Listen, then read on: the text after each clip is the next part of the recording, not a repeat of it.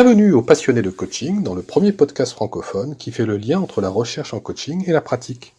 Bonjour à toutes et à tous. Je suis Isabelle Melançon, membre du Forum francophone de la recherche en coaching et je suis ravie de vous retrouver afin de vous présenter le 4e épisode de notre émission mensuelle Rec Coach qui souhaite mettre en avant et rendre disponible aux praticiens coachs la recherche scientifique sur le coaching.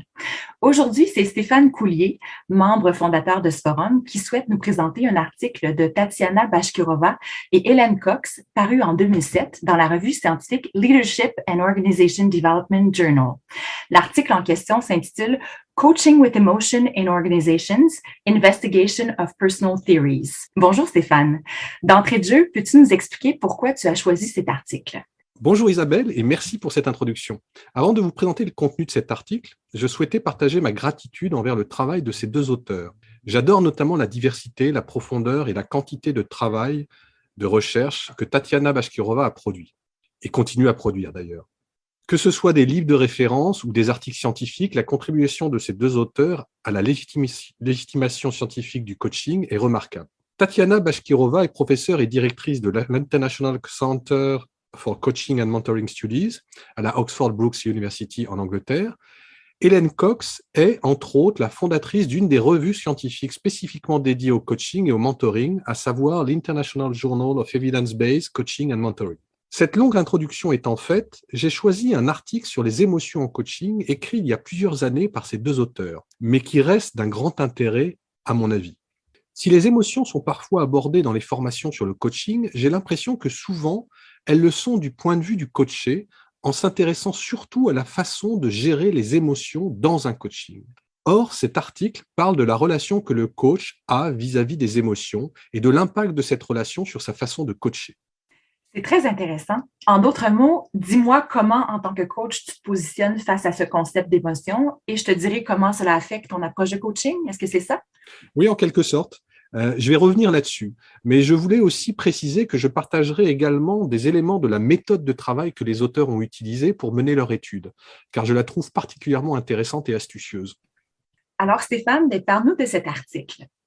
Tout d'abord, Bashkirova et Cox partent du constat que les émotions, dans le monde des organisations, sont souvent présentées et perçues comme des forces perturbatrices, empêchant la pensée rationnelle et l'efficacité de s'exprimer pleinement. Les auteurs soulignent à cet effet que, dans nos actes professionnels, nous aimons croire que nous sommes rationnels et nous préférons que les autres nous perçoivent comme des êtres rationnels. En effet, la rationalité est très valorisée dans le monde professionnel.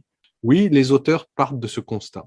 Ensuite, en s'appuyant sur les théories personnelles de Claxton, elles empruntent à Feynman, un professeur de management qui a travaillé sur les émotions au travail, l'idée qu'il existe, dans le contexte professionnel, une querelle entre la rationalité et les émotions. Cette querelle se matérialise à travers 3 positions qui peuvent être tenues par un individu sur ce sujet. La première position possible est que les émotions interfèrent avec la rationalité. Cette idée est la position historiquement dominante et réfère à l'idée que l'entreprise doit être rationnelle. La deuxième position possible est de penser que les émotions servent la rationalité. Ainsi, l'instinct et l'intuition permettent de prioriser et de choisir, en quelque sorte de lubrifier le processus de rationalité.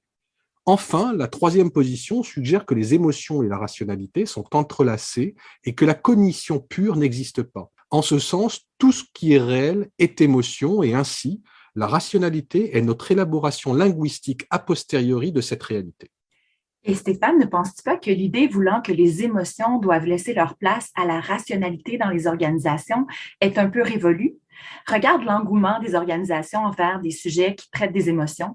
On n'a qu'à penser au succès que remporte l'intelligence émotionnelle ou encore aux concepts très tendance que sont la résilience, la vulnérabilité, la bienveillance et l'authenticité. C'est un bon point que tu soulèves, Isabelle, et les auteurs, d'ailleurs, y font allusion dans leur article. Elles prennent l'exemple de l'engouement dans les années 90, qui perdure d'ailleurs aujourd'hui, pour l'intelligence émotionnelle, popularisée par Goleman en 1996. Pour rappel, en fait, l'intelligence émotionnelle parle principalement d'émotions, être conscient de ses propres émotions, les comprendre, les gérer, être sensible aux émotions des autres et pouvoir y répondre pour développer des relations vertueuses. D'ailleurs, la valeur prédictive de l'intelligence émotionnelle sur le développement du leadership semble faire l'objet de débats chez les chercheurs. En effet, Bashkirova et Cox le mentionnent. Mais plus intéressant encore, elle souligne que les méthodes proposées pour développer l'intelligence émotionnelle parlent plus d'intelligence que d'émotion. Donc, en quelque sorte, ces méthodes proposent de travailler sur les émotions par des processus cognitifs. Exactement. Cela part du constat que les émotions doivent être gérées. C'est vraiment très intéressant, mais le coaching dans tout ça? Justement, les auteurs font le constat, font l'hypothèse que le coaching, comme activité professionnelle encore jeune, a besoin de se distinguer d'autres activités d'accompagnement telles que le conseil, la thérapie, le mentoring ou autre encore, partant ainsi du constat que le processus de coaching fait souvent appel aux émotions et que les coachs n'ont pas toujours une stratégie claire sur la façon dont ils souhaitent travailler avec les émotions, les auteurs ont défini un protocole d'étude fort ingénieux pour, d'une part, récupérer auprès des coachs leur positionnement face aux émotions et d'autre part, la façon dont ces mêmes coachs approchent les émotions de leurs clients. C'est-à-dire? Les auteurs ont construit en fait un questionnaire avec 21 affirmations à compléter permettant de récupérer une information qualitative sur les deux axes cités précédemment, c'est-à-dire le positionnement du coach face aux émotions et le deuxième axe, la façon dont il approche les émotions du coaché. Et pourrais-tu nous donner quelques exemples? Par exemple, pour comprendre comment le coach se positionne face aux émotions, des affirmations à compléter par le coach telles que « si je ressens une émotion forte en lien avec mon client, je… » point de suspension. Et là, le coach doit répondre. Et évidemment, on comprend que là, la réponse à cette question permet de récupérer des informations sur la façon dont le coach appréhende ses propres émotions. Et sur la façon dont le coach approche les émotions du client? Une phrase à compléter du type « Quand mon client présente une émotion intense, je… » point de suspension, permet de récupérer de l'information sur la façon dont le coach gère une situation émotionnelle dans laquelle se trouve son client. Il faut noter que parmi les 21 phrases à compléter qu'ont élaboré Bashkirova et Cox, certaines permettent de récupérer de l'information sur les deux axes en même temps. Par exemple, quand les auteurs demandent « Les émotions douloureuses dans un processus de coaching sont… » Elle s'intéresse autant au positionnement du coach face aux émotions qu'à la façon dont celui-ci va agir dans une telle situation face au client. L'intention est la même avec une question du type « Mon travail de coach en ce qui concerne les émotions est de… » point de suspension. D'accord. Et je suis curieuse de savoir qu'est-ce qui est ressorti des résultats de leur étude? Il faut savoir que les auteurs ont distribué le questionnaire à 70 coachs avec un taux de réponse de 70%. Elles ont réalisé ensuite une analyse thématique à partir de la matière récupérée. Cette analyse a permis de faire ressortir 6 thèmes, dont 3 sur lesquels les auteurs ont voulu mettre l'accent. Le premier thème est l'attitude des coachs face aux émotions en milieu de travail. Les réponses en fait, qu'ils ont récupérées traduisent une attitude très variée des coachs interrogés face aux émotions de travail. Le spectre est assez large et va d'une appréciation très positive des émotions à une vision très négative de la place des émotions au travail.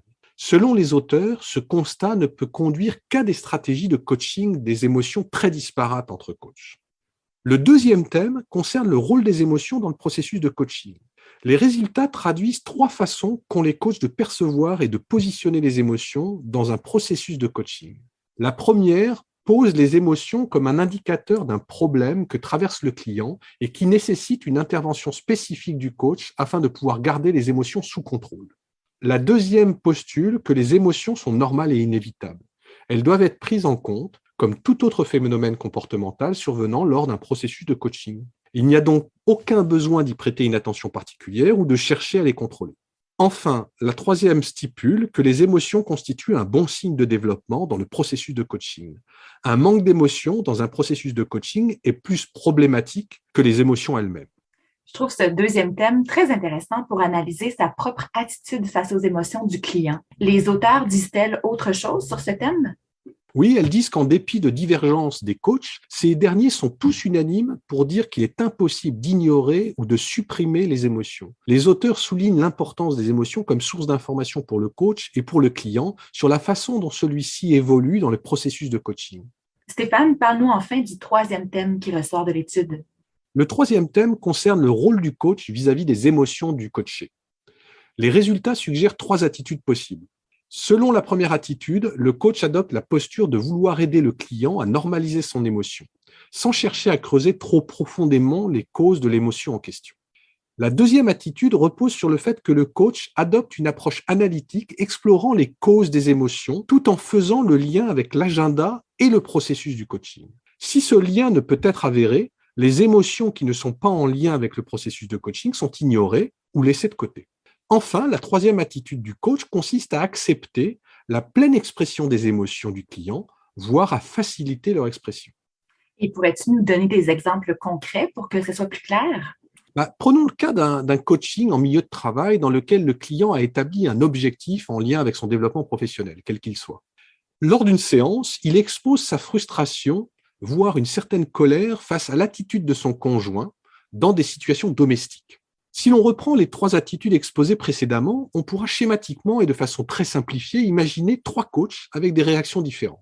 Le premier coach utiliserait des techniques pour aider le client à revenir à une normalité émotionnelle et ainsi apaiser et faire disparaître son sentiment de frustration et de colère. Le second coach, après avoir déterminé que le lien entre l'émotion du client et l'agenda du coaching n'était pas avéré, recentrerait le client vers l'objectif du coaching. Enfin, le troisième coach permettrait et encouragerait le client à aller dans la libre expression de ses émotions. Merci Stéphane, c'est plus clair.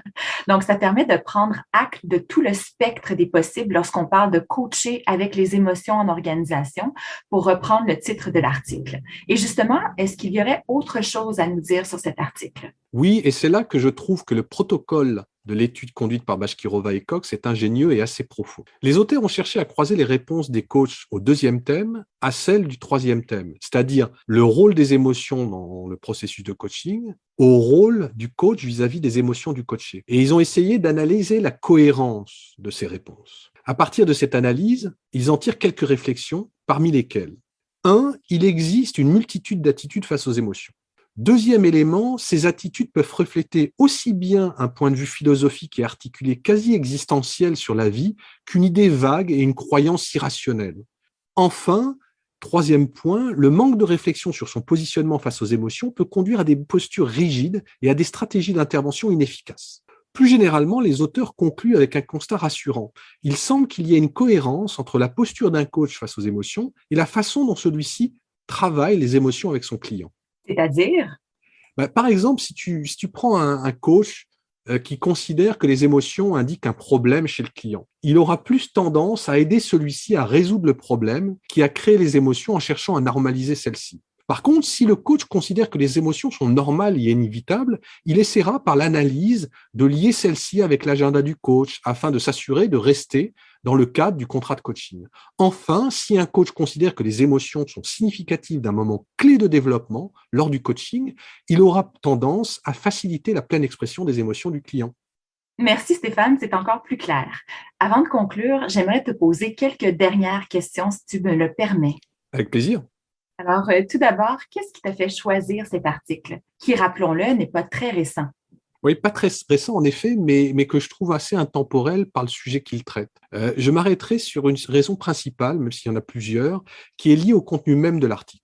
Aborder de façon croisée la manière dont, d'une part, je considère les émotions en tant que coach, et d'autre part, la façon dont j'aborde les émotions avec mes clients est assez puissant à mon avis. En effet, coupler une réflexion introspective sur ce sujet avec une réflexion sur sa pratique de coach me semble éclairant. Je trouve que la question de la posture face aux émotions posée par Bashkirova et Cox est une question profonde que chaque coach devrait se poser. Dans l'article, il n'est pas question de bonne ou de mauvaise posture. Un simple constat est fait qu'il existe différentes postures, conscientes ou inconscientes, qui forcément affectent notre façon de coacher. À mon avis, par cette étude, les auteurs illustrent l'une des principales forces, mais également l'une des principales faiblesses de notre métier de coach professionnel. Si nous avons reçu une formation souvent similaire afin de devenir un coach professionnel, force est de constater que chaque coach est unique dans sa façon de coacher, les approches et outils qu'il utilise, ainsi que les socles théoriques sur lesquels il s'appuie. Merci beaucoup, Stéphane. Et ensuite, à ton avis, quelle est la principale utilité de cet article pour le coach praticien? Écoute, j'en vois plusieurs, mais en quelques mots, je dirais que pour les coachs praticiens, c'est avant tout un article qui constitue une occasion d'introspection à propos de sa façon d'aborder et de traiter les émotions des clients et aussi des stratégies qu'il préconise. Par conséquent, les prises de conscience qui en découlent pourraient même les mener à une amélioration de leur pratique. Par exemple, en coaching, un client exprime sa peur de ne pas être capable de réaliser telle ou telle chose. En tant que coach, est-ce que je vais aborder l'expression de cette peur comme un problème et dans quel cas chercher à aider le client à le faire disparaître? à faire disparaître la peur, ou encore vais-je considérer que mon client doit vivre avec cette peur et ainsi l'aider à mieux la comprendre et à mieux l'exprimer et peut-être à mieux l'accepter? Et j'aurais une toute dernière question pour toi avant de conclure. Dirais-tu qu'il y aurait possiblement des liens à établir entre la posture du coach face aux émotions du client et, d'une part, le concept de présence en coaching exécutif tel qu'abordé lors du deuxième épisode, puis d'autre part, la qualité de la relation qui s'établit entre un coach et son coaché, qu'on nomme l'alliance de travail, tel que décortiqué lors du troisième épisode de nos balados? En effet, Isabelle, il m'apparaît que ces concepts sont possiblement interreliés. Pour distinguer les émotions du coaché, la présence peut s'avérer une alliée, notamment le recours à l'écoute, au respect, à l'empathie. De plus, la qualité de la relation qu'entretiennent un coach et son client et le fait qu'ils s'entendent sur des objectifs à atteindre dans une alliance de travail pourrait teinter la posture qu'adoptera le coach face aux émotions de son client. Je m'en tiendrai à ça pour aujourd'hui, car c'est un peu comme ouvrir une boîte de Pandore remplie de sujets de recherche pour le futur et peut-être même de sujets à aborder lors de balados à venir. Merci infiniment, Stéphane. Je suis persuadée que ta passion communicative et tes explications ont permis aux auditeurs de mieux comprendre le concept d'émotion en coaching en s'appuyant sur ce que la recherche de Tatiana Bashkirova et Hélène Cox révèle à propos de ce sujet fascinant. Au revoir. Merci d'avoir suivi cette émission, en espérant qu'elle vous aura plu. Si vous l'avez aimée, abonnez-vous et mettez 5 étoiles ou un like sur YouTube. N'hésitez pas également à nous laisser vos questions, idées et commentaires. Nous nous ferons un plaisir de vous répondre. Au nom de toute l'équipe du Forum francophone de la recherche en coaching, à bientôt pour continuer à briser les barrières entre la recherche en coaching et la pratique du métier de coach.